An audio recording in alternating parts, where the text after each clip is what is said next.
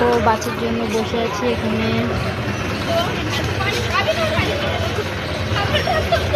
কেনাকাটা হলো, এখন খাওয়া দাওয়া করলাম, ছেড়ে দিয়ে এখন রাস্তায় বসে আছি গাড়ির জন্য। মালটা বসে বাড়ি চলে যাবো এখন। আজকে তোমাদের সঙ্গে ঠিক করে কথা বলা হলো না, লাইভ যেতে হবে এখন বাড়ি যাওয়ার তারপরে। সবাই কেমন আছো? সবাই শুভ বিকেল। এখানে শনি ঠাকুর আছে। তো বন্ধুরা বাস সব লাইন দাঁড়িয়ে গেছে, বাসের সব রাস্তায়।